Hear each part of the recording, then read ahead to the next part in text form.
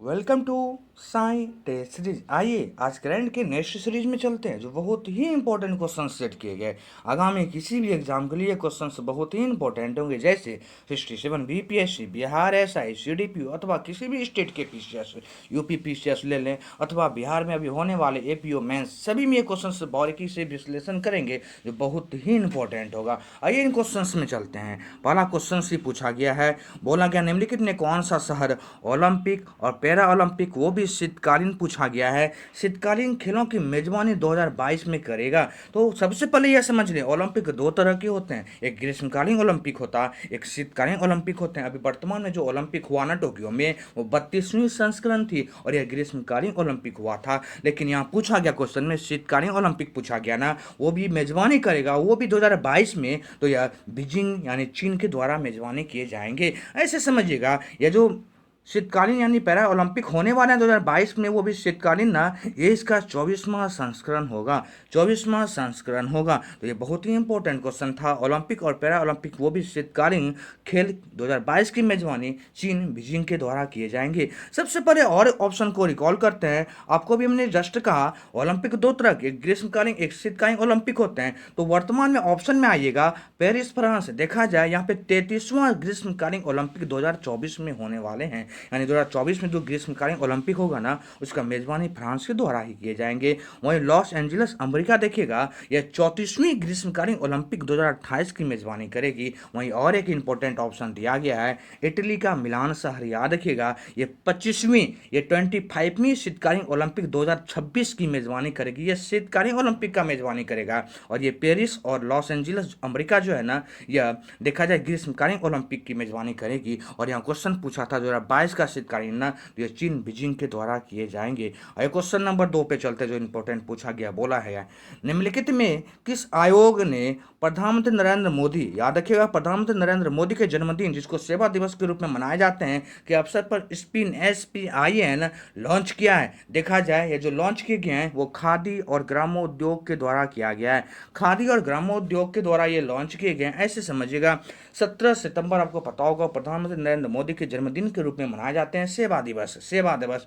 इसी दिन दलितों के उत्थान के लिए यानी ST SC वर्ग के उत्थान के लिए स्पिन कार्यक्रम लाया गया, जिसमें देखा जाए इन जो छोटे मतलब दलितों यानी ST SC के लिए 50% की इसमें देखा जाए लाभ पहुंचाने की बात की गई है इसमें। यानी भारत को एक मजबूत, वो भी दलित वर्ग को देखते हुए करने का प्रावधान किया गया है। तो ये इंपॉर्टेंट पॉइंट था। खादी और ग्रामोद्योग, खादी और ग्रामोद्योग का देखा जाए स्थापना 1956 में किया गया था, 1956 में किया गया था। आइए यहाँ और भी ऑप्शन है, इन्हें रिकॉल करते हैं। सबसे पहले राष्ट्रीय अनुसूचित जनजाति आयोग, जिसकी स्थापना 2004 में की गई थी, वर्तमान में इसका अध्यक्ष का भी क्वेश्चन पूछे एग्जाम, तो विजय सांपाला, विजय सांपाला राष्ट्रीय अनुसूचित जनजाति आयोग के वर्तमान में अध्यक्ष हैं। वहीं पूछा गया ऑप्शन नंबर बी में चलिएगा, भारतीय प्रतिस्पर्धा आयोग ना, इसकी स्थापना 2003 में की गई थी और वर्तमान में इसके अध्यक्ष जो हैं अशोक कुमार गुप्ता हैं। तो यहाँ पे स्पिन पूछा गया था, खादी ग्रामोद्योग के द्वारा लॉन्च की, जिसकी स्थापना 1956 में किया गया था। और ये क्वेश्चन नंबर 3 में चलते हैं। ब्रिक्स के बारे में पूछा गया, हाल ही में बहुत ही इंपॉर्टेंट क्वेश्चन हैं ये। निम्नलिखित में किसने सितंबर 2021 में ब्रिक्स युवा वैज्ञानिक, याद रखेगा पूछा क्या गया क्वेश्चन में, युवा वैज्ञानिक मंच की मेजबानी की है। युवा वैज्ञानिक मंच की जो मेजबानी किया ना अभी हाल ही में, यह विज्ञान और प्रौद्योगिकी विभाग, जिसको DST कहते हैं, इसके द्वारा किया गया। ऐसे समझिएगा ब्रिक्स की मेजबानी इनके द्वारा, यानी युवा वैज्ञानिक मंच की मेजबानी, ब्रिक्स की नहीं, ब्रिक्स में एक युवा वैज्ञानिक मंच की मेजबानी इन्होंने किया, जिसका नाम है विज्ञान और प्रौद्योगिकी विभाग। ये 16 सितंबर को इसकी मेजबानी किए थे, 16 सितंबर को। लेकिन यहाँ पे एक पॉइंट आता है, अभी हाल ही में ब्रिक्स का सम्मेलन हुआ था, जिसकी मेजबानी 2021 का भारत के द्वारा ही किए जा रहे थे। यह मेजबानी देखा जाए 13वां संस्करण था, यानी ब्रिक्स का यह 13वां संस्करण था, जिसकी मेजबानी भारत के द्वारा किए जा रहे थे, यानी अध्यक्षता भारत के द्वारा किए जा रहे थे। यह भी डिजिटल रूप में किया गया और यह PM मोदी के द्वारा जो अध्यक्षता किए गए थे 9 सितंबर को किया गया था। यानी 9 सितंबर को देखा जाए PM मोदी इस ब्रिक्स सम्मेलन का मेजबानी कर रहे थे, जो आगामी एग्जाम के लिए बहुत ही इंपॉर्टेंट है। और अभी वर्तमान में ब्रिक्स युवा मंच की जो मेजबानी किया वो विज्ञान और प्रौद्योगिकी विभाग के द्वारा किए गए थे। इसके पहले भी देखा जाए ब्रिक्स की जो मेजबानी 2021 में भारत ने किया ना 9 सितंबर को, इसके पहले 2 बार भारत ने और किए थे। एक बार 2012 में किया था और 2016 में भी इसकी मेजबानी भारत के द्वारा किए गए थे। और ब्रिक्स का भी वर्तमान में जो 9 सितंबर को मेजबानी किया गया ना, भारत के अध्यक्षता, भारत ने जो अध्यक्षता किया, यह इनके द्वारा ही यानी पीएम मोदी के द्वारा ही किए गए थे। आइए क्वेश्चन नंबर 4 में चलते हैं, जो इंपॉर्टेंट पूछा गया, बोला गया है निम्नलिखित में यानी निम्नलिखित में कौन संघाई सहयोग संगठन, यह भी इंपॉर्टेंट क्वेश्चन है, रैंक के अधिकारियों के सम्मेलन में भारत का प्रतिनिधित्व करेगा, ध्यान दीजिएगा। निम्नलिखित में कौन संघाई सहयोग संगठन के सीडीएस रैंक के अधिकारियों का जो बोलता है सम्मेलन की मेजबानी करेंगे ना, वो पता होगा आपको, भारत का भी सीडीएस रैंक के जो सर्वोच्च अधिकारी हैं जनरल बिपिन रावत के द्वारा ही किए जाएंगे संघाई सहयोग संगठन। आइए इसको थोड़ा रिकॉल करते हैं। सबसे पहले अभी वर्तमान में संघाई सहयोग संगठन की बैठक विभिन्न विभाग की चल रही है, जैसे ऐसे समझिएगा 17 सितंबर को ही पीएम मोदी के द्वारा भी इस बैठक में मेजबानी, यानी इस बैठक को ऐसे समझिए, संघाई सहयोग संगठन को 17 सितंबर को पीएम मोदी के द्वारा इसका संबोधन किया गया था। यानी संघाई सहयोग संगठन का 17 सितंबर को पीएम मोदी के द्वारा इसका संबोधन किया गया था। और वर्तमान में सीडीएस रैंक के अधिकारियों का सम्मेलन होने वाला है और इसका जो प्रतिनिधित्व करेंगे ना, जनरल बिपिन रावत के द्वारा किया जाएगा, वर्तमान में देखा जाए संघाई सहयोग संगठन का जो मेजबानी कर रहा है ना, वो देश का नाम याद रखिएगा, इंपॉर्टेंट है, तजाकिस्तान है। तजाकिस्तान देखा जाए अभी संघाई सहयोग संगठन का मेजबानी कर रहा है, जो संस्करण 21वां है, वहीं 22वां संस्करण 2022 में जो होगा ना, उसकी मेजबानी संघाई सहयोग संगठन का उज्बेकिस्तान के द्वारा किए जाएंगे। तो इस क्वेश्चन का जो आंसर होगा ऑप्शन नंबर सी हो जाएंगे। आइए क्वेश्चन नंबर 5 में चलते हैं। पूछा गया है श्रम मंत्रालय ने हाल ही में असंगठित श्रमिकों पर भारत का पहला राष्ट्रीय डेटाबेस लॉन्च किया। डेटाबेस को निम्नलिखित में से किस पोर्टल पर लॉन्च किया गया है? पूछा ना, तो ये ई श्रम पोर्टल पर लॉन्च किए गए हैं।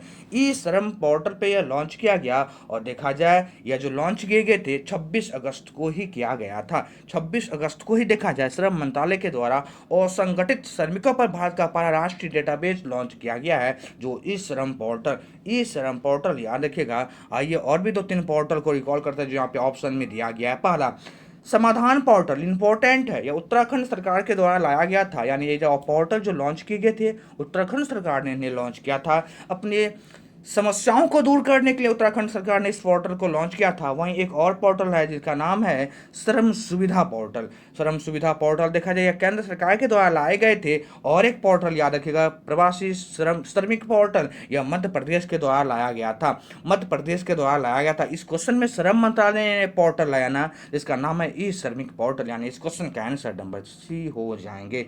और क्वेश्चन नंबर 6 में चलते जो इंपॉर्टेंट पूछा गया है, किस राज्य के मुख्यमंत्री ने घोषणा की है? याद रखिएगा किस राज्य के मुख्यमंत्री ने घोषणा की कि प्रसिद्ध सीराखोंग मिर्च, दो याद रखिएगा, सीराखोंग मिर्च और तामेंगलोंग संतरा को अब भौगोलिक सूचकांक, जिसको आप जीआई टैग बोलते हैं, मिल गया है। ये जो मिले हैं ना, ये मणिपुर के हैं। ये मणिपुर के दो ऐसे वस्तुएं हैं जिसका नाम है सीराखोंग मिर्च और तामेंगलोंग संतरा, इन्हें जीआई टैग प्रदान कर दिया गया है। जीआई टैग प्रदान किए गए हैं। हाल ही में मणिपुर के मुख्यमंत्री एन बीरेन सिंह के द्वारा यह सूचना दी गई कि मणिपुर की दो वस्तुओं को सीराखोंग मिर्ची और तामेंगलोंग संतरा को जीआई टैग प्रदान किया गया। मणिपुर जैसे आता, यहाँ पे जिले की संख्या 16 है, लोकसभा की सीटें 2 है, राज्यसभा की सीटें 1 है। हाल ही में मणिपुर के राज्यपाल का भी नियुक्ति किया गया, यानी राज्यपाल यहाँ के चेंज किए गए, इनका नाम है ला गणेशन। याद रखिएगा इंपॉर्टेंट क्वेश्चन है। हाल ही में मणिपुर के राज्यपाल को चेंज करके नियुक्त किए गए ला गणेशन। इस क्वेश्चन का जो आंसर होगा मणिपुर हो जाएंगे, मणिपुर याद रखिएगा। और क्वेश्चन नंबर 7 में चलते हैं। पूछा गया जनजातीय कार्य मंत्रालय, इंपॉर्टेंट है, जनजातीय कार्य मंत्रालय देश भर के कितने गांवों को कवर करते हुए प्रधानमंत्री आदर्श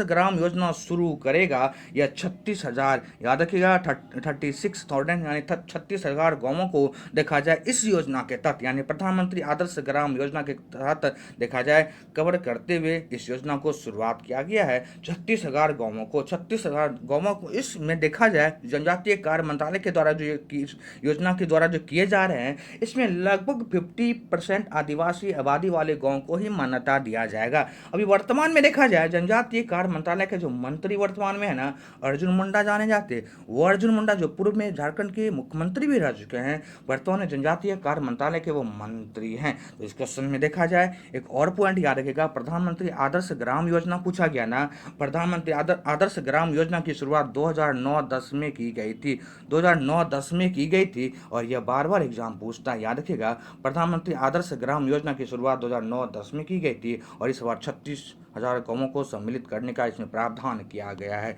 और क्वेश्चन नंबर 8 में चलते, बोला गया Hindu university of America, Hindu university of America ने निम्न में से किस अभिनेता को हिंदू अध्ययन में डॉक्टर की उपाधि यानी डॉक्टरेट की मानक उपाधि से प्रदान किया यानी सम्मानित किया है? ये हाल का न्यूज आप सुने होंगे। अनुपम खेर को दिया गया है, अनुपम खेर को दिया गया है। देखा जाए 18 सितंबर को ही इन्हें इस उपाधि से नवाजा गया है, 18 सितंबर को ही इन्हें इस उपाधि से नवाजा गया है।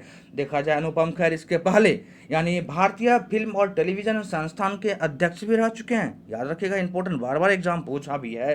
भारतीय फिल्म और टेलीविजन संस्थान के वर्तमान में ये अध्यक्ष भी थे, लेकिन इन्होंने अभी वर्तमान में इस पोस्ट से इस्तीफा दे दिया था और इन्हें हाल ही में हिंदू यूनिवर्सिटी ऑफ अमेरिका के द्वारा डॉक्टरेट की उपाधि से सम्मानित किया गया है। अनुपम खेर फिल्म इंडस्ट्री में जब आए थे ना, उनकी पहली फिल्म का नाम था आगमन, आगमन 1984 में उन्होंने पहली फिल्म बनाई थी जिनका नाम था आगमन। इस क्वेश्चन में अनुपम खेर आंसर हो जाएंगे। और क्वेश्चन नंबर 9 पे चलते हैं, पूछा गया है सितंबर 2021 में देश द्वारा आयोजित G33 वर्चुअली औपचारिक मंत्रिस्तरीय बैठक आयोजित की गई थी। यह बोला गया है यह किसके द्वारा किया गया था? तो यह वर्तमान में इंडोनेशिया इसकी मेजबानी की थी।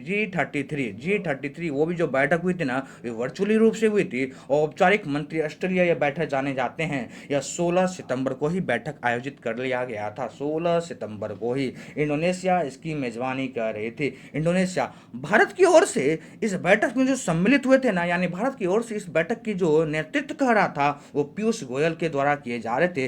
वर्तमान में पीयूष गोयल देखा जाए वाणिज्य और उद्योग मंत्रालय के मंत्री हैं। पीयूष गोयल ही के द्वारा ही भारत का नेतृत्व किया जा रहा था G33 औपचारिक बैठकों में। तो इस क्वेश्चन का जो मेजबानी याद रखिएगा ऑप्शन 1 हो जाएंगे। और ये क्वेश्चन नंबर 10 में चलते हैं, जो पूछा गया है, बोला गया है केंद्रीय प्रत्यक्ष